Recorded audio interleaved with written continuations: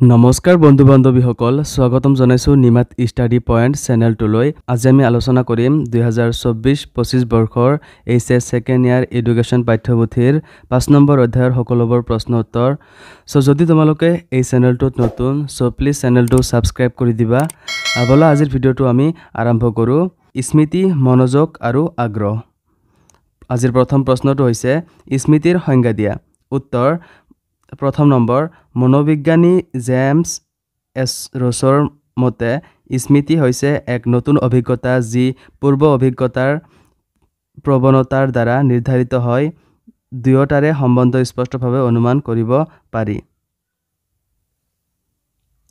2 number বিখ্যাত মনোবিদ William মেকভোগেলে স্মৃতি সম্বন্ধে সংজ্ঞা দাঙি ধৰি কয় যে সীমিত বা সংকীৰ্ণ অৰ্থত স্মৃতি বা স্মৰণ কাৰ্য হৈছে অতীতৰ অভিজ্ঞতা 2 নম্বৰ স্মৃতি কাক বলে স্মৃতি নিৰ্ভৰ কৰা উপাদানবোৰ আলোচনা কৰা উত্তৰ স্মৃতি হল মানুহৰ মগজুৰ এটা জটিল প্ৰক্ৰিয়া ই এনে এটা প্ৰক্ৰিয়া যিটোৱে আমাক শিক্ষণ অভিজ্ঞতাৰ যোগেদি পোৱা বিভিন্ন তথ্যপাতি সংগ্ৰহ তাক প্ৰতিৰূপ আকাৰে সংৰক্ষণ আৰু সংৰক্ষিত প্ৰতিৰূপৰ পুনৰুদ্ধাৰকৰণত সহায় কৰে শিক্ষাৰ সাৰ্থকতা নিৰ্ভৰ কৰে নিকা কৰা মনত সংৰক্ষিত কৰি তাক প্ৰয়োজন মতে পুনৰুদ্ৰেক কৰাৰ ওপৰত প্ৰথম নম্বৰ শিক্ষণ স্মৃতিৰ প্ৰথম চৰ্ত হৈছে অভিজ্ঞতা আহৰণ বাস্তৱ অভিজ্ঞতা লাভ নকৰাকৈ কোনো বিষয়ৰে প্ৰতিচ্ছবি লাভ কৰাটো সম্ভৱ নহয় ইন্দ্ৰিয় যোগে লাভ কৰা অভিজ্ঞতাই ব্যক্তি মনত এক স্মৃতি চাপৰ সৃষ্টি কৰে উদ্দীপকৰ স্পষ্টতা আৰু সজীৱতাৰ ওপৰত স্মৃতি নিৰ্ভৰ কৰে উল্লেখযোগ্য যে শিক্ষাৰ্থীৰ দেহ মানসিক সুস্থতা আবেগ সুস্থ পৰিৱেশ আদিয়ে শিক্ষা আহৰণ প্ৰক্ৰিয়াত প্ৰভাৱান্বিত কৰে আমি কোনো দিনে নেদেখা বা নুশুনা বিষয়ৰ স্মৃতি পাব নোৱাৰো উদাহৰণস্বৰূপে হিমালয় পৰ্বতমালাৰ চাক্ষুষ অভিজ্ঞতা নোহোৱাকৈ তাৰ নান্দনিক সৌন্দৰ্য আমি অনুভৱ কৰিব নোৱাৰো 2 নম্বৰ সংৰক্ষণ স্মৃতিৰ দ্বিতীয় পৰ্যায় বা উপাদান হৈছে সংৰক্ষণ হৈছে ব্যক্তিয়ে জন্মগতভাৱে লাভ কৰা এক মানসিক ক্ষমতা ব্যক্তি মনৰ সংৰক্ষণ ক্ষমতাৰ ওপৰতেই স্মৃতি নিৰ্ভৰ কৰে অৱশ্যে এই সংৰক্ষণ প্ৰক্ৰিয়া ব্যক্তিৰ দেহ মানসিক সক্ৰিয়তা পৰিৱেশ আদি কথাবোৰে প্ৰভাৱিত কৰে ব্যক্তি বিশেষে সংৰক্ষণ ক্ষমতাও বেলেগ হয় আমাৰ শিক্ষণ অভিজ্ঞতাৰ প্ৰতিৰূপ আমি সংৰক্ষণ কৰি ৰাখিবলৈ চেষ্টা কৰোঁ মনৰ এই সংৰক্ষণ ক্ষমতাই ব্যক্তিৰ মানসিক বিকাশত সহায়ক হয় সেয়েহে সংৰক্ষণক এক নীৰৱ মানসিক প্ৰচেষ্টা বুলি কোৱা হয় 3 নম্বৰ পুনঃস্মৰণ স্মৃতি ক্ৰিয়াৰ তৃতীয়টো পৰ্যায় হৈছে পুনঃস্মৰণ পূৰ্ব অভিজ্ঞতাৰ প্ৰতিৰূপ অৱচেতন মনৰ পৰা চেতন মনলৈ পুনৰুদ্ধাৰ কৰি অনা কাৰ্যই হৈছে পুনঃস্মৰণ ই এক সক্ৰিয় মানসিক প্ৰচেষ্টা পুনঃস্মৰণৰ যোগে আমি পূৰ্বতে লাভ কৰা অভিজ্ঞতা উদ্দীপকৰ অৱৰ্তমানতো সচেতন অৱস্থালৈ আনিব পাৰোঁ মনোবিদ উদবৰ্থে পুনঃস্মৰণৰ সংজ্ঞা দি কয় যে পুনৰুদ্ৰেক হল বৰ্তমানত নথকা কোনো বিষয়ৰ স্মৰণ সকলো ধৰণৰ শিক্ষণ অভিজ্ঞতাৰ হুবহু প্ৰতিৰূপ সংৰক্ষণ কৰিব পৰা নাযায় তাৰ কিছু অংশ পাহৰণিৰ গৰ্ভত লীন যায় শিক্ষাৰ্থীৰ পূৰ্ব অভিজ্ঞতাৰ চাপ যিমানে স্পষ্ট আৰু গভীৰ হয় সিমানে পুনঃস্মৰণ সহজ হয় পূৰ্ব অভিজ্ঞতাক অপৰিৱৰ্তিত অৱস্থাত চেতন মনত উত্থাপিত কৰা কাৰ্য হৈছে পুনঃস্মৰণ 4 নম্বৰ প্ৰত্যাভিজ্ঞা যেতিয়া স্মৰণ কৰিবলগীয়া বস্তু বা বিষয় ব্যক্তিৰ বাবে ইন্দ্ৰিয় গ্ৰাহ্য হৈ থাকে তেনে অৱস্থাত বৰ্তমান অভিজ্ঞতা সহজ হৈ পৰে অৰ্থাৎ তেনে ক্ষেত্ৰত পূৰ্ব অভিজ্ঞতাক বৰ্তমান অভিজ্ঞতাৰ লগত তুলনা কৰিছিল স্মৃতি 3 নম্বৰ স্মৃতি প্ৰসাৰতাৰ বৈশিষ্ট্যবোৰ কি স্মৃতি শক্তিৰ উন্নতি কেনেকৈ কৰিব পাৰোঁ উত্তৰ প্ৰথম নম্বৰ সহজ আৰু দ্ৰুত শিক্ষা গ্ৰহণ উচ্চ স্মৃতি সম্পন্ন লোকে শিক্ষণীয় বিষয় সহজে আৰু কম সময়ৰ ভিতৰত আয়ত্ত কৰিব পাৰে দুৰ্বল স্মৃতিৰ লোকৰ শিক্ষা গ্ৰহণ কাৰ্যত অধিক সময়ৰ প্ৰয়োজন হয় আৰু কষ্ট কৰিবলগীয়া হয় সংৰক্ষণৰ দীৰ্ঘস্থায়িত্ব আমি সহজতে শিকা কথা সহজতে পাহৰি যাওঁ। অভিজ্ঞতাৰ দৃঢ় সংৰক্ষণ উচ্চ স্মৃতিসম্পন্ন লোকৰ এটা লক্ষণ। উচ্চ বা প্ৰখৰ স্মৃতিসম্পন্ন লোকে বিষয়বস্তু সহজে আয়ত্ত কৰাৰ লগতে দীৰ্ঘকাল সংৰক্ষণ কৰি ৰাখিব পাৰে। দুৰ্বল স্মৃতিৰ লোকৰ বাবে এই কাৰ্য সম্ভৱ নহয়। দ্ৰুত আৰু যথাৰ্থ পুনৰাভিব্যক্তি সংৰক্ষণ কৰি ৰখা অভিজ্ঞতাৰ প্ৰতিৰূপ প্ৰয়োজন সাপেক্ষে দ্ৰুতভাৱে মনলৈ ঘূৰাই আনিব পৰাটো স্মৃতি প্ৰখৰতাৰ লক্ষণ। এনে লোকে পূৰ্ব অভিজ্ঞতাক সম্পূৰ্ণ অক্ষতভাৱে যথাৰ্থ ৰূপত পুনৰুত্থাপন কৰিব পাৰে। ক্ৰিয়া উপযোগিতা কোনো সময়ত দেখা যায় যে সংৰক্ষিত অভিজ্ঞতা প্ৰয়োজনৰ মুহূৰ্তত চেতন মনলৈ পুনৰ উদ্ধাৰ কৰি অনাত আমি ব্যৰ্থ হওঁ। কিন্তু প্ৰখৰ স্মৃতিসম্পন্ন লোকে অচেতন মনত সংৰক্ষণ হৈ থকা অভিজ্ঞতাসমূহৰ পৰা প্ৰয়োজনীয় অংশ দ্ৰুতভাৱে চিনাক্ত কৰি সঠিক সময়ত সঠিকভাৱে প্ৰয়োগ কৰিব পাৰে। 4 নম্বৰ, ভাল বা উত্তম স্মৃতিৰ লক্ষণসমূহ বৰ্ণনা কৰা। উত্তৰ: 1 নম্বৰ, অলপ আয়াসতে কোনো কথা শিকা আৰু মনত ৰখাৰ ক্ষমতা। যিবোৰ ল'ৰা ছোৱালীয়ে স্মৃতিশক্তিৰ প্ৰখৰ, সিহঁতে যিকোনো কথা শিকিব আৰু মনত ৰাখিব পাৰে। শিকিবলৈ আৰু মনত ৰাখিবলৈ সিহঁত কম সময়ৰ প্ৰয়োজন হয় আৰু সৰ্বসাধাৰণতকৈ সহজতে মনত ৰাখিব পৰা গুণৰ অধিকাৰী হয়। দীৰ্ঘকালীন অভিজ্ঞতা সংৰক্ষণৰ ক্ষমতা। স্মৃতি প্ৰখৰতাৰ আন এটা লক্ষণ হ'ল দীৰ্ঘকালীন সংৰক্ষণ ক্ষমতা। অৰ্থাৎ উত্তম স্মৃতিশক্তি সম্পন্ন মানুহে এবাৰ শিকা বা মনত ৰখা কাৰ্য বহুদিনলৈ হুবহু মনত সংৰক্ষণ কৰি ৰাখিব পাৰে। 3 নম্বৰ, দ্ৰুতভাৱে উদ্ৰেক কৰিব পৰাৰ ক্ষমতাও স্মৃতিৰ প্ৰখৰতাৰ কথা সূচায়। পূৰ্বে শিকা কোনো কথা প্ৰয়োজন হ'লেই আউল নলগাকৈ অতি সোনকালে স্মৰণ কৰিব পৰাটোও উত্তম স্মৃতিৰ এটা লক্ষণ। 4 নম্বৰ, সঠিক পুনৰস্মৰণ। অতীতৰ অভিজ্ঞতাক দ্ৰুত পুনৰস্মৰণ কৰিব পৰাটো স্মৃতি প্ৰখৰতাৰ লক্ষণ যদিও এই পুনৰস্মৰণ সঠিক হয় নে নহয় সেই কথা বিবেচনা কৰাটো যুগুত। যিবোৰ ল'ৰা ছোৱালীৰ স্মৃতি প্ৰখৰ, সিহঁতে অতি সোনকালে সঠিকভাৱে পূৰ্বস্মৃতি সোঁৱৰিব পাৰে। কিন্তু ক্ষীণ স্মৃতিসম্পন্ন লোকসকলে ইয়াৰ ক্ষেত্ৰত ব্যৰ্থ হয়। 5 নম্বৰ, স্মৃতিৰ কাৰ্যকৰীতা। স্মৃতিৰ কাৰ্যকৰীতাৰ পৰাই উত্তম আৰু ক্ষীণ স্মৃতিৰ প্ৰমাণ পোৱা যায়। যাৰ স্মৃতিশক্তি উত্তম তেওঁলোকে যেতিয়াই যি অভিজ্ঞতাৰ প্ৰয়োজন তেতিয়াই সেইবোৰ স্মৰণ কৰিব পাৰে। আনহাতে ক্ষীণ স্মৃতিৰ লোকে প্ৰয়োজন মতে শিকা কথা মনত পেলাব নোৱাৰি কাৰ্যক্ষেত্ৰত বিফল হোৱা দেখা যায়। 5 নম্বৰ প্ৰশ্ন, স্মৃতি পৰিসৰ বুলিলে কি বুজা? উত্তৰ: ব্যক্তিয়ে একে সময়তে প্ৰদান কৰা স্মৰণীয় উপাদানসমূহৰ ভিতৰত কিমান সংখ্যক বস্তু মনত ৰাখিব পাৰে এই সম্বন্ধে মনোবিজ্ঞানীসকলে বিভিন্ন পৰীক্ষা নিৰীক্ষা কৰে। ইয়াৰ পৰা প্ৰমাণিত হয় যে মানুহে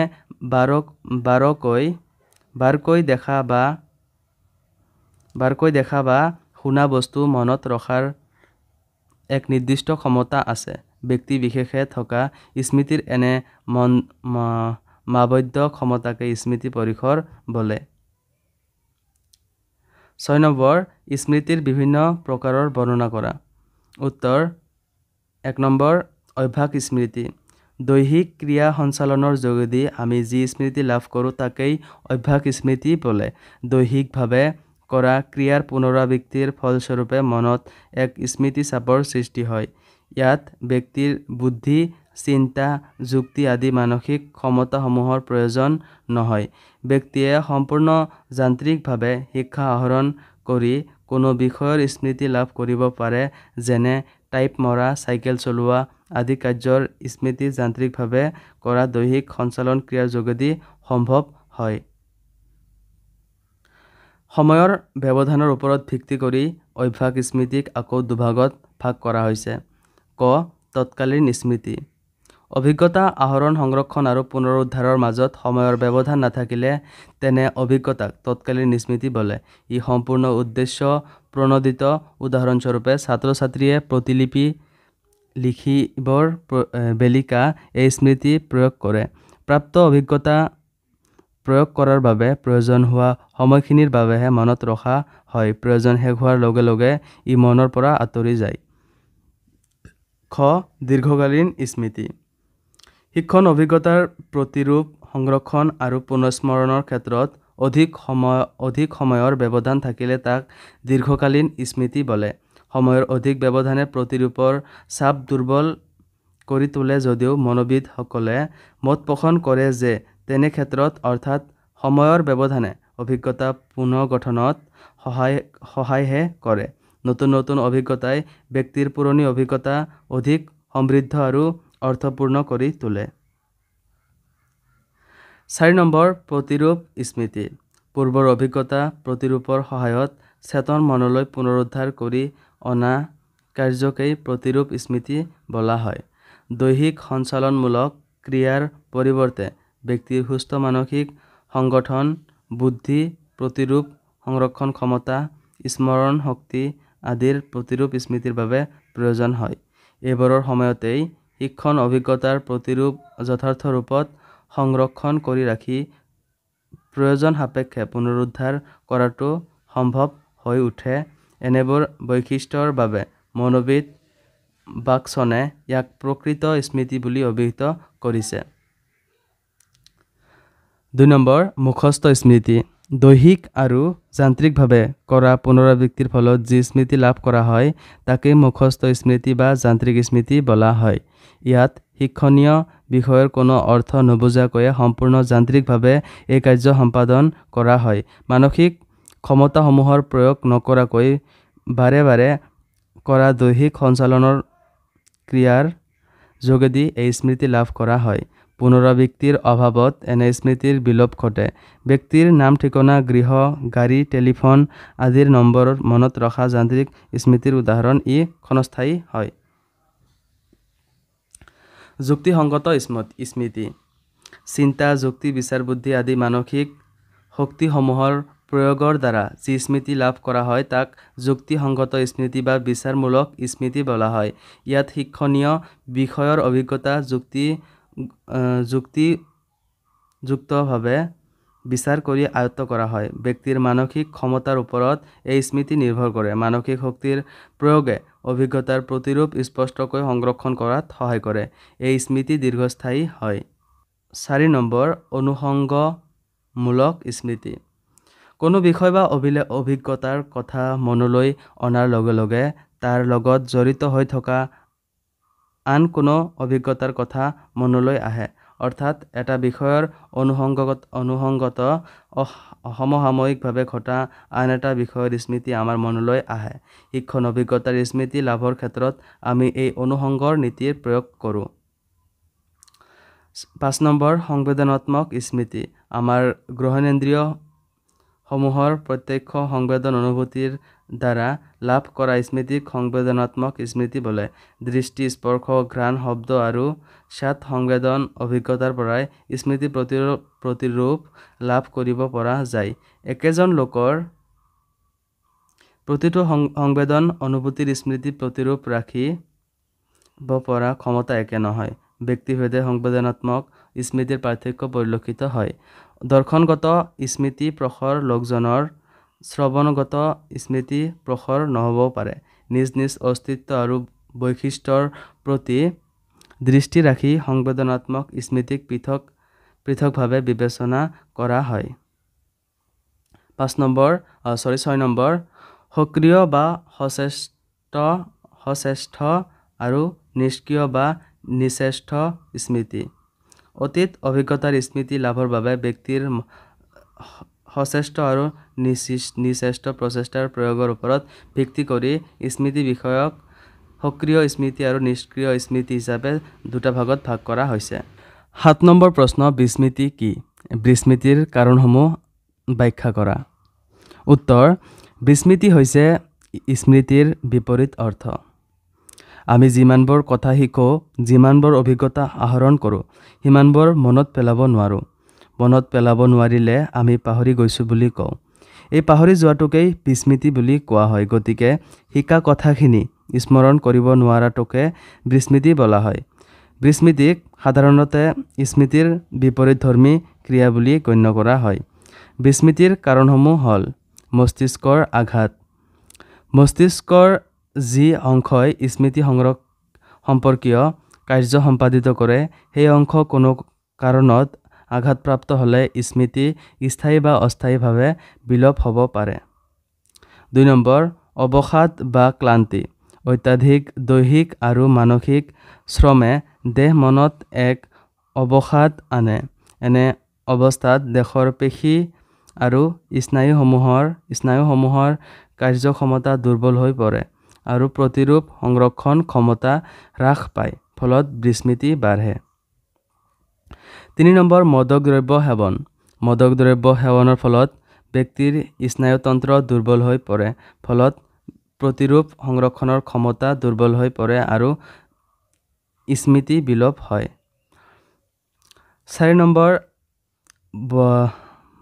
বাৰ্ধক্য। দৈহিক আৰু স্নায়ৱিক দুৰ্বলতাৰ বাবে বৃদ্ধাৱস্থাত ব্যক্তিৰ প্ৰতিৰূপ সংৰক্ষণ ক্ষমতা দুৰ্বল হৈ পৰে, যাৰ ফলত স্মৃতি ৰক্ষাত অসমৰ্থ হয়। 5 নম্বৰ, চৰ্চাৰ অভাৱ। শিক্ষণীয় বিষয়বস্তুৰ প্ৰতিৰূপ স্পষ্টভাৱে সংৰক্ষণ কৰিবলৈ হ'লে পুনৰাবৃত্তিৰ বা চৰ্চাৰ প্ৰয়োজন হয়। ইয়াৰ অভাৱ হ'লে শিক্ষণ অভিজ্ঞতা বিস্তৃত হয়। 8 নম্বৰ, চমুকৈ লিখা। পুনঃস্মৰণ। উত্তৰ: স্মৃতি ক্ৰিয়াৰ তৃতীয়টো পৰ্যায় হৈছে পুনঃস্মৰণ। পূৰ্ব অভিজ্ঞতাৰ প্ৰতিৰূপ অৱচেতন মনৰ পৰা চেতন মনলৈ পুনৰুদ্ধাৰ কৰি অনা কাৰ্য হৈছে পুনঃস্মৰণ। ই এক সক্ৰিয় মানসিক প্ৰচেষ্টা। পুনঃস্মৰণৰ যোগে আমি পূৰ্বতে লাভ কৰা অভিজ্ঞতা উদ্দীপকৰ অৱৰ্তমানত সচেতন অৱস্থালৈ আনিব পাৰোঁ। মনোবিদ উডৱৰ্থে পুনঃস্মৰণৰ সংজ্ঞা দি কয় যে পুনৰুদ্ৰেক হ'ল বৰ্তমানত নথকা কোনো বিষয়ৰ স্মৰণ। সকলো ধৰণৰ শিক্ষণ অভিজ্ঞতাৰ হুবহু প্ৰতিৰূপ সংৰক্ষণ কৰিব পৰা নাযায়। তাৰ কিছু অংশ পাহৰণিৰ গৰ্ভত লীন যায়। শিক্ষাৰ্থীৰ পূৰ্ব অভিজ্ঞতাৰ ছাপ যিমানে স্পষ্ট আৰু গভীৰ হয়, সিমানে পুনঃস্মৰণ সহজ হয়। পূৰ্ব অভিজ্ঞতাক অপৰিৱৰ্তিত অৱস্থাত চেতন মনত উত্থাপিত কৰা কাৰ্য হৈছে পুনঃস্মৰণ। প্ৰত্যাভিজ্ঞা।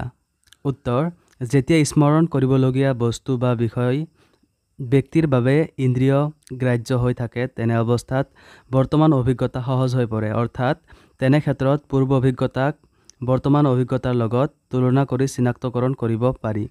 প্ৰত্যাভিজ্ঞাৰ বাবে ব্যক্তিয়ে কেৱল পূৰ্ব অভিজ্ঞতাৰ প্ৰতিৰূপ বা সাঁচৰ ওপৰত নিৰ্ভৰ কৰিব নালাগে। উদাহৰণস্বৰূপে, আগত জনা কোনো ব্যক্তিৰ নাম স্মৰণ কৰিবলৈ যিমান কঠিন, কেইটামান নাম দি তাৰ ভিতৰত সেই ব্যক্তিজনৰ নাম চিনাক্তকৰণ কৰাটো তুলনামূলকভাৱে সহজ হয়। ৰচনাধৰ্মী প্ৰশ্নোত্তৰ কৰোঁতে ছাত্ৰই পুনঃস্মৰণ কৰিবলগীয়া হয়, আনহাতে বস্তুনিষ্ঠ পৰীক্ষাত কিছুমান প্ৰশ্নত বহু বিকল্প বাছনি প্ৰশ্ন দিয়া থাকিলে ছাত্ৰ-ছাত্ৰীয়ে উত্তৰ দিবলৈ সহজ পায়। প্ৰতিৰূপ। উত্তৰ: পূৰ্বৰ অভিজ্ঞতা প্ৰতিৰূপৰ সহায়ত চেতন মনলৈ পুনৰুদ্ধাৰ কৰি অনা কাৰ্যকেই প্ৰতিৰূপ স্মৃতি বোলা হয়। দৈহিক সঞ্চালনমূলক ক্ৰিয়াৰ পৰিৱৰ্তে ব্যক্তিৰ সুস্থ মানসিক সংগঠন, বুদ্ধি, প্ৰতিৰূপ সংৰক্ষণ ক্ষমতা, স্মৰণ শক্তি আদিৰ প্ৰতিৰূপ স্মৃতিৰ বাবে প্ৰয়োজন হয়। এইবোৰৰ সময়তেই শিক্ষণ অভিজ্ঞতাৰ প্ৰতিৰূপ যথাৰ্থ ৰূপত সংৰক্ষণ কৰি ৰাখি প্ৰয়োজন সাপেক্ষে পুনৰুদ্ধাৰ কৰাটো সম্ভৱ হৈ উঠে। এনেবোৰ বৈশিষ্ট্যৰ বাবে মনোবিদ ৱাটছনে ইয়াক প্ৰকৃত স্মৃতি বুলি অভিহিত কৰিছে। ঘ. অৱদমন। উত্তৰ: দুখদায়ক বা বিৰক্তিকৰ অভিজ্ঞতাবোৰ আমি মনত ধৰি ৰাখিব নিবিচাৰোঁ। এনেবোৰ অভিজ্ঞতা ইচ্ছাকৃতভাৱে চেতন মনৰ পৰা পঠিয়াওঁ। ইয়াকে অৱদমন বোলা হয়। আমাৰ সচেতন মনক অসুস্থ অভিজ্ঞতাৰ প্ৰভাৱৰ পৰা ৰক্ষা কৰিবৰ বাবে ই এক মানসিক প্ৰতিৰক্ষা ব্যৱস্থা। মনোবিদ ফ্ৰয়েছে বিস্মৃতিক এক ইচ্ছাকৃত আৰু সক্ৰিয় কাৰ্য বুলি অভিহিত কৰিছে, অৰ্থাৎ যিবোৰ কথা আমি মনত পেলাব নোখোজো তাক পাহৰি যাওঁ। এই কথাবোৰ আমি অৱচেতন মনত আমাৰ অজ্ঞাতে ৰাখোঁ আৰু ফ্ৰয়েছে এই অৱস্থাক অৱচেতন বুলি অভিহিত কৰিছে। গতিকে সচেতন মনৰ পৰা অৱচেতন মনলৈ ঠেলি পঠিওৱা কাৰ্যক অৱদমন বোলে। 9 পশ্চাদমুখী প্ৰতিৰোধ। উত্তৰ: যেতিয়া আমি কোনো এটা বিষয় শিকাৰ ঠিক পিছতেই আন এটা বিষয় শিকিবলৈ যাওঁ, দ্বিতীয় বিষয়টোৱে প্ৰথমে শিকা বিষয়টোৰ বেছিভাগ কথাই পোহৰাই দিয়ে। ইয়াকে পশ্চাদমুখী অৱৰোধ বোলে। 9 নম্বৰ প্ৰশ্ন, মনোযোগ বুলিলে কি বুজা? মনোযোগৰ প্ৰধান বৈশিষ্ট্যসমূহ আলোচনা কৰা। উত্তৰ: মনোযোগ হৈছে এক মানসিক প্ৰতিক্ৰিয়া। যেতিয়া আমি আমাৰ চাৰিওফালে থকা বিভিন্ন বস্তুৰ প্ৰতি সচেতন হওঁ, মনটো স্থিৰ কৰোঁ আৰু তাৰ বিষয়ে একান্তভাৱে চিন্তা কৰোঁ, তাকেই মনোযোগ বোলে। অৰ্থাৎ কোনো এটা বস্তুৰ ওপৰত সচেতনভাৱে মনৰ নিবদ্ধকৰণেই হ'ল মনোযোগ। মনোযোগৰ বৈশিষ্ট্যসমূহ। 1 নম্বৰ, মনোযোগ এক নিৰ্বাচনাত্মক কাৰ্য। পৰিৱেশৰ বিভিন্ন উদ্দীপকৰ মাজৰ পৰা এটা বিশেষ বিষয় বাছি লৈ তাৰ ওপৰতহে মনোযোগ প্ৰদান কৰা হয়। 2 নম্বৰ, মনোযোগ গতিশীল। আমি আমাৰ মনটো এটা বিষয়ৰ ওপৰত অধিক সময় নিবদ্ধ কৰি ৰাখিব নোৱাৰোঁ। 3 নম্বৰ, মনোযোগৰ এক সীমাবদ্ধতা আছে। একে সময়তে এক সীমিত পৰিমাণৰ বিষয়ৰ প্ৰতিহে মনোযোগ দিব পৰা যায়। 4 নম্বৰ, মনোযোগ হৈছে মনৰ এক অনুবন্ধনকাৰী কাৰ্য। প্ৰতিটো নতুন বিষয়ৰ বৈচিত্ৰ্য বা নতুনত্বৰ প্ৰতি মন আকৃষ্ট হয়। 5 নম্বৰ, মনোযোগ সচেষ্ট আৰু নিচেষ্ট এই দুই ধৰণৰ হ'ব পাৰে। কোনো এটা বিষয়ত মনোযোগ দিয়া মানে পূৰ্বৰ বিষয়ৰ পৰা মনোযোগ আঁতৰাই অনাকে বুজায়। 6 নম্বৰ, মনোযোগ এক বিশ্লেষণাত্মক প্ৰক্ৰিয়া। মনোযোগ দিয়া বিষয়বস্তুক পুংখানুপুংখভাৱে বিশ্লেষণ কৰি মনত তাৰ এক স্পষ্ট ধাৰণা লোৱা হয়। 10 নম্বৰ প্ৰশ্ন, মনোযোগৰ কাৰণবোৰ বৰ্ণনা কৰা। উত্তৰ: আভ্যন্তৰীণ বা ব্যক্তিনিষ্ঠ কাৰণ। 1 নম্বৰ, প্ৰবৃত্তি। ব্যক্তিৰ জৈৱিক প্ৰবৃত্তিয়ে আভ্যন্তৰীণভাৱে মনোযোগৰ বিষয় নিৰ্ধাৰণ কৰে। কৌতূহল প্ৰবৃত্তিৰ বাবেই ব্যক্তিৰ মন নতুন বিষয়ৰ প্ৰতি মনোযোগী হয়। 2 নম্বৰ, আৱেগ। বহু সময়ত আৱেগৰ তাড়নাত ব্যক্তিয়ে মনোযোগৰ বিষয়বস্তু নিৰ্বাচন কৰি লয়। আৱেগহীনভাৱে দিয়া মনোযোগ সাধাৰণতে স্থায়ী নহয়। আগ্ৰহ। মনোবিদ মেকডোগেলে আগ্ৰহক মনোযোগৰ এক সুপ্ত অৱস্থা বুলি অভিহিত কৰিছে। ব্যক্তি মনত অন্তৰ্নিহিত হৈ থকা আগ্ৰহে বিষয়বস্তুৰ প্ৰতি মনোযোগ আকৰ্ষিত কৰে। 4 নম্বৰ, ভাববৃত্তি। আৱেগৰ সুসংগঠিত আৰু স্থায়ী অৱস্থাই হৈছে ভাববৃত্তি। ইয়াৰ ফলত স্থায়ী ৰূপত ব্যক্তিমনত আগ্ৰহ আৰু মনোযোগৰ সৃষ্টি হয়। ইয়াক জৈৱ মানসিক প্ৰৱণতা বুলিও কোৱা হয়। সন্তানৰ প্ৰতি মাতৃৰ আকৰ্ষণ এনে ভাববৃত্তিৰ ফলতে হয়। 5 নম্বৰ, বাসনা। জৈৱিক প্ৰয়োজনৰ বাবে ব্যক্তি মনত সৃষ্টি হোৱা কামনা বাসনাই ব্যক্তিৰ মনোযোগ প্ৰভাৱিত কৰে। ব্যক্তিত অন্তৰ্নিহিত থকা যৌন কামনাই বিপৰীত লিংগৰ প্ৰতি আকৰ্ষিত কৰে। কৰ্মক্ষেত্ৰত শ্ৰেষ্ঠত্ব প্ৰতিপন্ন কৰা বাসনাই ক্ৰিয়া সম্পাদনৰ প্ৰতি ব্যক্তিক আগ্ৰহী আৰু মনোযোগী কৰি তোলে। 6 নম্বৰ, পূৰ্ব অভিজ্ঞতা। পূৰ্ব অভিজ্ঞতাৰ স্মৃতি চাপে সেই বিষয়ৰ প্ৰতি ব্যক্তি মনক স্বাভাৱিকতেই আকৰ্ষণ কৰে। 7 নম্বৰ, অভ্যাস। অভ্যাসৰ যান্ত্ৰিক অনুশীলনেও ব্যক্তি মনৰ মনোযোগ নিৰ্ধাৰণ কৰিব পাৰে। অভ্যাসৰ ফলতেই ব্যক্তিয়ে একাধিক বিষয়ত একেলগে মনোযোগ দিব পৰা হয়। 8 নম্বৰ, মানসিক স্বাস্থ্য। সুস্থ মানসিক স্বাস্থ্য মনোযোগৰ আন এক চৰ্ত। বিভিন্ন মানসিক সমস্যাৰে ভাৰাক্ৰান্ত হৈ থাকিলে কোনো বিষয়ৰ প্ৰতি মনোযোগ দিব পৰা নাযায়। বাহ্যিক বা বস্তুনিষ্ঠ কাৰণ। 1 নম্বৰ আকাৰ।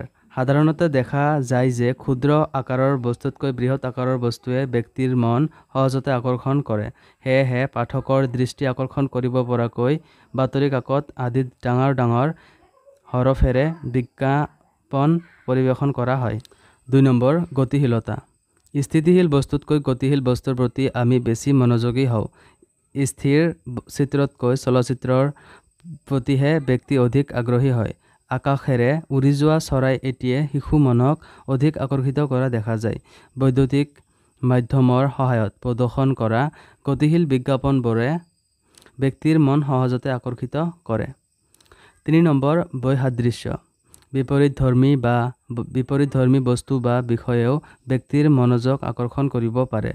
এজাক ছোৱালীৰ মাজত এজন ল'ৰা থাকিলে, এজন চাপৰ মানুহৰ লগতো এজন ওখ মানুহ থাকিলে আমি তেওঁলোকৰ প্ৰতি মনোযোগ দিওঁ। 4 নম্বৰ গোপনীয়তা।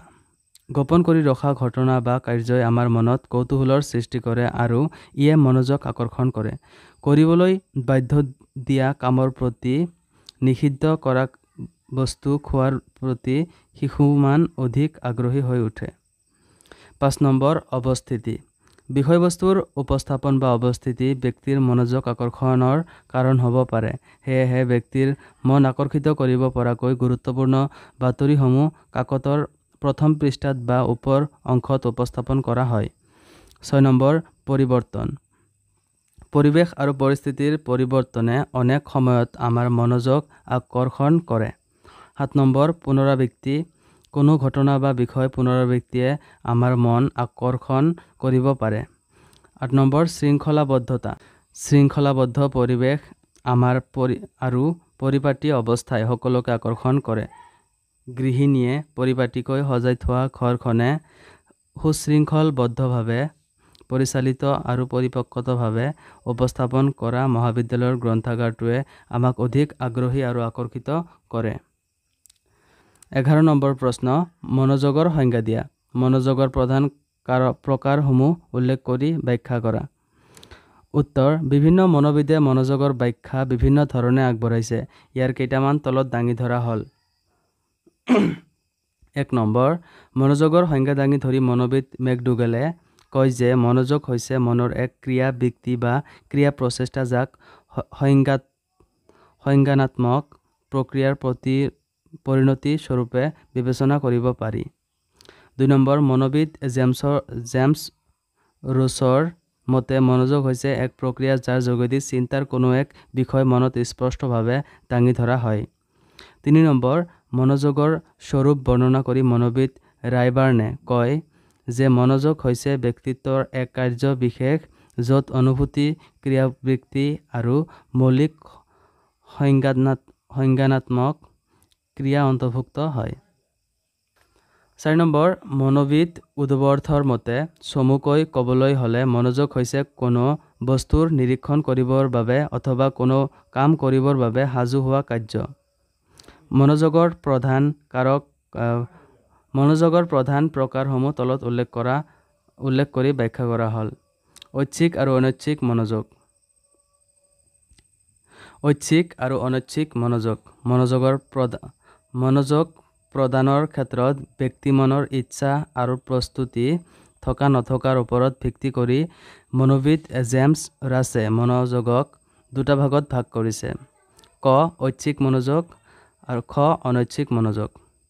ক ঐচ্ছিক মনোযোগ। এইবিধ মনোযোগত ব্যক্তিৰ ইচ্ছাশক্তি হৈ থাকে। ব্যক্তিমনৰ আগ্ৰহ, উদ্দেশ্য, কৰ্তব্যনিষ্ঠা তথা মানসিক সচেতনতা আদিৰ দ্বাৰা ঐচ্ছিক মনোযোগ পৰিচালিত হয়। কোনো কাৰ্য সম্পাদনৰ ইচ্ছা থাকিলে প্ৰতিকূল পৰিৱেশৰ মাজতো ব্যক্তিয়ে মনোযোগ দিয়ে। এই মনোযোগক আকৌ 2টা ভাগত ভাগ কৰা হৈছে: স্পষ্ট মনোযোগ আৰু অনুমিত মনোযোগ। 1 নম্বৰ স্পষ্ট মনোযোগ। এই মনোযোগ পৰিস্থিতিৰ তৎকালীন প্ৰয়োজনীয়তাৰ দ্বাৰা প্ৰভাৱিত। ইয়াত ব্যক্তিমনৰ ইচ্ছাশক্তিক বাৰে বাৰে প্ৰয়োগ কৰা হয়।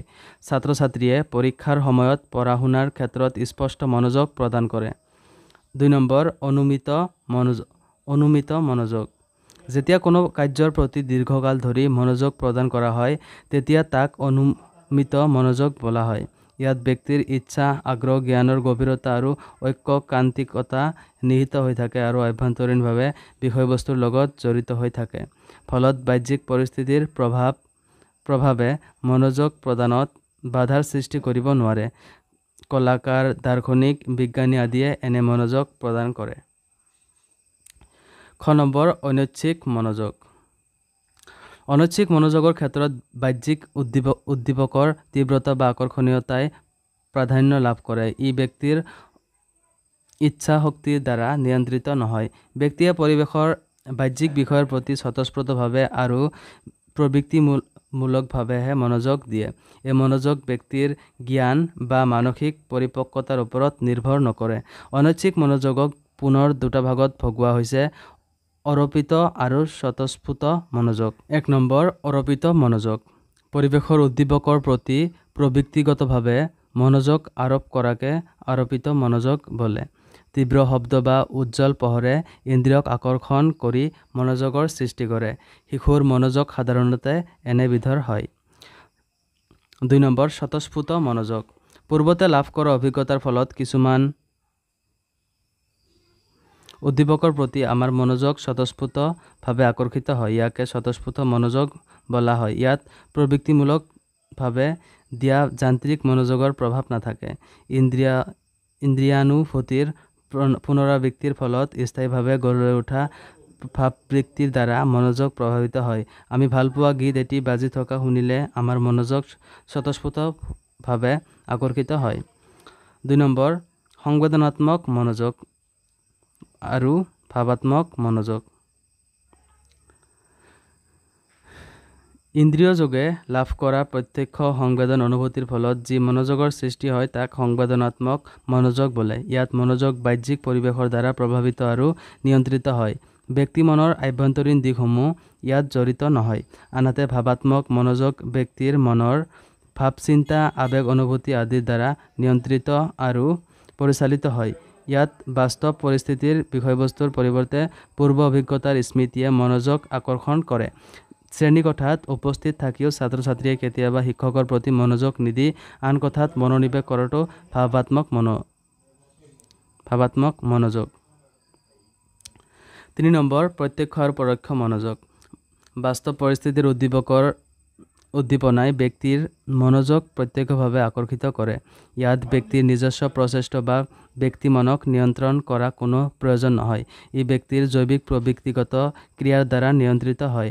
পৰোক্ষ মনোযোগৰ ক্ষেত্ৰত বিষয়বস্তুৰ কোনো নিজস্ব আকৰ্ষণীয় গুণ নাথাকে। কোনো গুৰুত্বপূৰ্ণ বিষয়ৰ সৈতে জড়িত হোৱাৰ বাবেহে নিৰ্দিষ্ট বিষয়বস্তুটোৰে মনোযোগ আকৰ্ষণ কৰে। উদাহৰণস্বৰূপে, সংগ্ৰহালয়ত ৰখা আহোম যুগৰ ৰজাই ব্যৱহাৰ কৰা কাপোৰ, সাজ, মহাত্মা গান্ধীয়ে ব্যৱহাৰ কৰা খৰমজোৰৰ প্ৰতি আমি প্ৰদান কৰা মনোযোগ হৈছে পৰোক্ষ মনোযোগ। ইয়াত কাপোৰ, সাজ বা খৰমজোৰ আকৰ্ষণৰ বিষয়বস্তু নহয়। বিষয়বস্তু ব্যৱহাৰ কৰা ব্যক্তি দুজনহে আকৰ্ষণৰ বিষয়। ৪ নম্বৰ, বিশ্লেষণাত্মক আৰু সংশ্লেষণাত্মক মনোযোগ। বিষয়বস্তুৰ প্ৰতি মনোযোগ প্ৰদানৰ ধৰণৰ ওপৰত ভিত্তি কৰি মনোবিদ এঞ্জেলে মনোযোগক বিশ্লেষণাত্মক আৰু সংশ্লেষণাত্মকভাৱে দুটা ভাগত ভাগ কৰিছে। এই অধ্যয়নৰ বিষয়বস্তুৰ প্ৰতি অংশৰ বিষয়ে যেতিয়া পুংখানুপুংখভাৱে বিস্তৃতভাৱে মনোযোগ দিয়া হয় তাকে বিশ্লেষণাত্মক মনোযোগ বোলে। বিজ্ঞানীয়ে পৰীক্ষাগাৰত অধ্যয়ন কৰোঁতে এনে মনোযোগ প্ৰদান কৰে। আনহাতে বিষয়বস্তুৰ ওপৰত সামগ্ৰিকভাৱে মনোনিৱেশ কৰা কাৰ্যকেই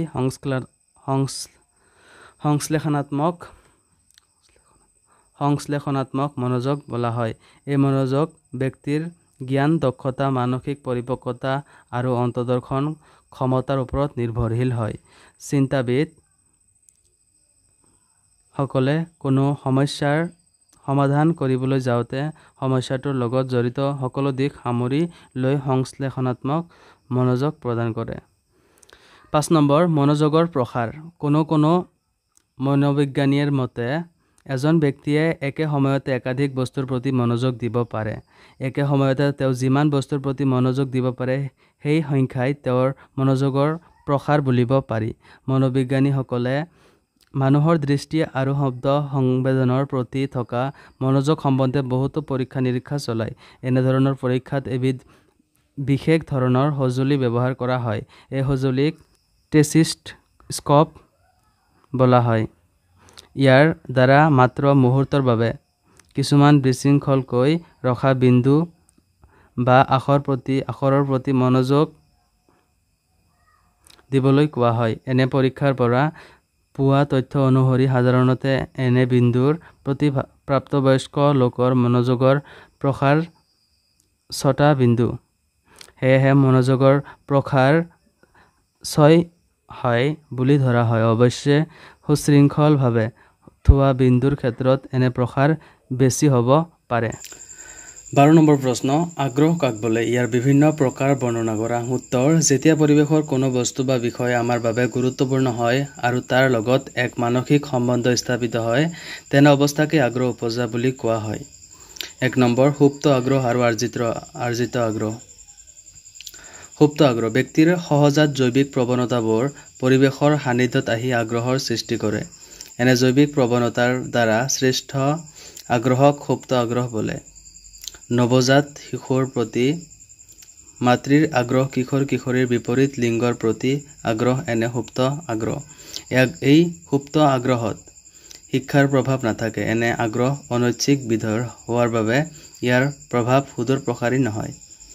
আৰ্জিত আগ্ৰহ: ব্যক্তিৰ শিক্ষা, অভিজ্ঞতা, প্ৰয়োজন, ৰুচিবোধ আদিয়ে বিষয়বস্তুৰ প্ৰতি মনত আগ্ৰহৰ সৃষ্টি কৰে।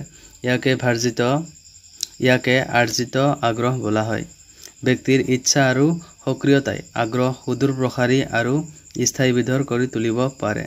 ব্যক্তিৰ নিজস্ব ক্ৰিয়া অভিজ্ঞতাৰ ওপৰত নিৰ্ভৰশীল হোৱাৰ বাবে আগ্ৰহো ভিন্ন ভিন্ন হয়। শিশুৱে খেলৰ প্ৰতি দেখুওৱা আগ্ৰহ হৈছে আৰ্জিত আগ্ৰহ। 2 নম্বৰ, স্থায়ী আৰু অস্থায়ী আগ্ৰহ। স্থায়ী আগ্ৰহ: ব্যক্তি মনত দীৰ্ঘ সময়ৰ বাবে বৰ্তি থকা আগ্ৰহক স্থায়ী আগ্ৰহ বোলে। সন্তানৰ বাবে পিতৃ-মাতৃৰ আগ্ৰহ দীৰ্ঘস্থায়ী আগ্ৰহ। জীৱন নিৰ্বাহৰ বাবে কোনো বিষয় বা ব্যৱসায়ৰ প্ৰতি ব্যক্তিৰ আগ্ৰহ এনে আগ্ৰহৰে নিদৰ্শন। অস্থায়ী আগ্ৰহ: ব্যক্তিৰ মনত সমসাময়িকভাৱে সৃষ্টি হোৱা আগ্ৰহক অস্থায়ী আগ্ৰহ বোলে। প্ৰয়োজন আৰু পৰিস্থিতি সাপেক্ষেহে এই আগ্ৰহে ব্যক্তি দেখা দিয়ে। উদ্দেশ্য পূৰণৰ অন্তত এই আগ্ৰহৰো অন্ত পৰে। বাতৰি কাকতখনৰ প্ৰতি আগ্ৰহ দিনটোৰ বাবেহে থাকে। পাৰ হৈ যোৱা দিনটোৰ কাকতখনৰ প্ৰতি সাধাৰণতে আগ্ৰহ অনুভূত নহয়। 13 নম্বৰ, আগ্ৰহ আৰু মনোযোগৰ সম্পৰ্ক ব্যাখ্যা কৰা। উত্তৰ: আগ্ৰহ আৰু মনোযোগৰ মাজত অতি ঘনিষ্ঠ সম্বন্ধ আছে। এটাক বাদ দি আনটোৰ কথা চিন্তা কৰিব নোৱাৰি। ইহঁত দুয়ো এটা মুদ্ৰাৰ দুটা পিঠিৰ দৰে। মনোযোগ হৈছে এক সক্ৰিয় মানসিক অৱস্থা যি নিৰ্বাচনমূলক হয়।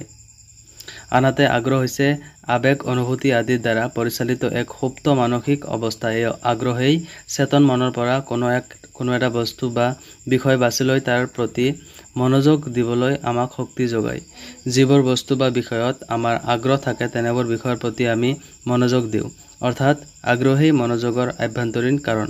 আগ্ৰহ সুপ্ত হোৱা হেতুকে ই আমাৰ চকুত নপৰে, কিন্তু সেই আগ্ৰহৰ বাবেই যেতিয়া ব্যক্তিয়ে কোনো বিষয়ত মনোযোগ দিয়ে সিও সহজে চকুত পৰে।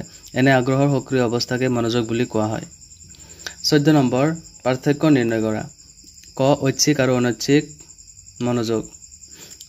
খ. সুপ্ত আৰু আৰ্জিত আগ্ৰহ। উত্তৰ: ক. ঐচ্ছিক মনোযোগ আৰু অনৈচ্ছিক মনোযোগ। মনোযোগকাৰীৰ ইচ্ছা অনিচ্ছাৰ ভিত্তিত মনোযোগক এনেধৰণৰ ভাগত ভাগ কৰা হয়। যেতিয়া উদ্দীপনাৰ প্ৰতি ইচ্ছা কৰি মনোযোগ দিয়া হয় তেতিয়া তাক ঐচ্ছিক মনোযোগ বোলা হয়। যেনে পৰীক্ষাৰ সময়ত ছাত্ৰই কিতাপত দিয়া মনোযোগ, ইয়াত দৃঢ়তা, ইচ্ছাশক্তিৰ প্ৰয়োজন হয়। আনহাতে যেতিয়া উদ্দীপনাৰ তীক্ষ্ণতাৰ বাবে অনিচ্ছা সত্ত্বেও কোনো কামত মনোযোগ দিবলৈ বাধ্য হোৱা যায় তেতিয়া তাক অনৈচ্ছিক মনোযোগ বোলা হয়।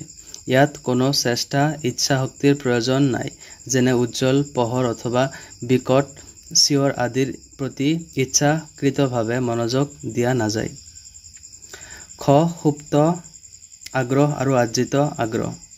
সুপ্ত আগ্ৰহ ব্যক্তিৰ সহজাত জৈৱিক প্ৰৱণতাবোৰে পৰিৱেশৰ সান্নিধ্যত আহি আগ্ৰহৰ সৃষ্টি কৰে। এনে জৈৱিক প্ৰৱণতাৰ দ্বাৰা সৃষ্ট আগ্ৰহক সুপ্ত আগ্ৰহ বোলে। নৱজাত শিশুৰ প্ৰতি মাতৃৰ আগ্ৰহ, কিশোৰ কিশোৰীৰ বিপৰীত লিংগৰ প্ৰতি আগ্ৰহ এনে সুপ্ত আগ্ৰহ। এই সুপ্ত আগ্ৰহত শিক্ষাৰ প্ৰভাৱ নাথাকে। এনে আগ্ৰহ অনৈচ্ছিক বিধৰ হোৱাৰ বাবে ইয়াৰ প্ৰভাৱ সুদূৰ প্ৰসাৰী নহয়। আৰ্জিত আগ্ৰহ ব্যক্তিৰ শিক্ষা অভিজ্ঞতা প্ৰয়োজন ৰুচিবোধ আদিয়ে বিষয়বস্তুৰ প্ৰতি মনত আগ্ৰহৰ সৃষ্টি কৰে। ইয়াকে আৰ্জিত আগ্ৰহ বোলা হয়। ব্যক্তিৰ ইচ্ছা আৰু সক্ৰিয়তাই আগ্ৰহ সুদূৰ প্ৰসাৰী আৰু স্থায়ী বিধৰ কৰি তুলিব পাৰে। ব্যক্তিৰ নিজস্ব ক্ৰিয়া অভিজ্ঞতাৰ ওপৰত নিৰ্ভৰশীল হোৱাৰ বাবে আগ্ৰহ ভিন্ন ভিন্ন হয়। শিশুৱে খেলৰ প্ৰতি দেখুওৱা আগ্ৰহ হৈছে আৰ্জিত আগ্ৰহ। 15 নম্বৰ চমু টকা লিখা। মনোযোগ আৰু মনোযোগৰ বাহ্যিক কাৰণ। উত্তৰ: ব্যক্তি মনৰ আভ্যন্তৰীণ অৱস্থাতকৈ বাহ্যিক পৰিৱেশৰ বিভিন্ন পৰিস্থিতি বা কাৰকেহে ইয়াত গুৰুত্ব লাভ কৰে। এনে কাৰকসমূহে বস্তুনিষ্ঠ নিৰ্ধাৰক বোলা হয়। তলত এই বিষয়ে চমু আলোচনা কৰা হ'ল। 1. আকাৰ। সাধাৰণতে দেখা যায় যে ক্ষুদ্ৰ আকাৰৰ বস্তুতকৈ বৃহৎ আকাৰৰ বস্তুৱে ব্যক্তিৰ মন সহজতে আকৰ্ষণ কৰে। সেয়েহে পাঠকৰ দৃষ্টি আকৰ্ষণ কৰিব পৰাকৈ বাতৰি কাকত আদিত ডাঙৰ ডাঙৰ হৰফেৰে বিজ্ঞাপন পৰিৱেশন কৰা হয়। 2 নম্বৰ উদ্দীপকৰ তীব্ৰতা। উদ্দীপকৰ তীব্ৰতাই সকলো লোকৰে দৃষ্টি আকৰ্ষণ কৰে। তীব্ৰ শব্দ, উজ্জ্বল পোহৰ, উজ্জ্বল ৰং আদিৰ প্ৰতি সহজতে আৰু স্বাভাৱিকতে মনোযোগ প্ৰদান কৰা হয়। 3 নম্বৰ নতুনত্ব। নতুন বিষয়, নতুন পৰিৱেশৰ প্ৰতি সাধাৰণতে আমি মনোনিৱেশ কৰোঁ। শিশু এটি নতুন খেলা বস্তুৰ প্ৰতি, ছাত্ৰ এজন নতুন কিতাপৰ প্ৰতি বেছি আগ্ৰহী তথা মনোযোগী হয়। খ. সংবেদনাত্মক মনোযোগ। উত্তৰ: ইন্দ্ৰিয় যোগে লাভ কৰা প্ৰত্যক্ষ সংবেদন অনুভূতিৰ ফলত যি মনোযোগৰ সৃষ্টি হয় তাকে সংবেদনাত্মক মনোযোগ বোলে। ইয়াত মনোযোগ ব্যক্তিক পৰিৱেশৰ দ্বাৰা প্ৰভাৱিত আৰু নিয়ন্ত্ৰিত হয়। ব্যক্তি মনৰ আভ্যন্তৰীণ দিশসমূহ ইয়াত জড়িত নহয়। গ নম্বৰ ঐচ্ছিক মনোযোগ। মনোযোগকাৰীৰ ইচ্ছা অনিচ্ছাৰ ভিত্তিত মনোযোগক এনেধৰণৰ ভাগত ভাগ কৰা হয়। যেতিয়া উদ্দীপনাৰ প্ৰতি ইচ্ছা কৰি মনোযোগ দিয়া হয় তেতিয়া তাক ঐচ্ছিক মনোযোগ বোলা হয়। যেনে পৰীক্ষাৰ সময়ত ছাত্ৰই কিতাপত দিয়া মনোযোগ। ইয়াত দৃঢ়তা ইচ্ছা শক্তিৰ প্ৰয়োজন হয়। ঘ. অনৈচ্ছিক মনোযোগ। উত্তৰ: যেতিয়া উদ্দীপনাৰ তীক্ষ্ণতাৰ বাবে অনিচ্ছা সত্ত্বেও কোনো কামত মনোযোগ দিবলৈ বাধ্য হোৱা যায় তেতিয়া তাক অনৈচ্ছিক মনোযোগ বোলা হয়। ইয়াত কোনো চেষ্টা ইচ্ছা শক্তিৰ প্ৰয়োজন নাই, যেনে উজ্জ্বল পোহৰ অথবা বিকট চিঞৰ আদিৰ প্ৰতি ইচ্ছাকৃতভাৱে মনোযোগ দিয়া নাযায়।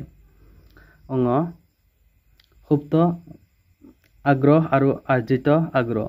সুপ্ত আগ্ৰহ ব্যক্তিৰ সহজাত জৈৱিক প্ৰৱণতাবোৰে পৰিৱেশৰ সান্নিধ্যত আহি আগ্ৰহৰ সৃষ্টি কৰে। এনে জৈৱিক প্ৰৱণতাৰ দ্বাৰা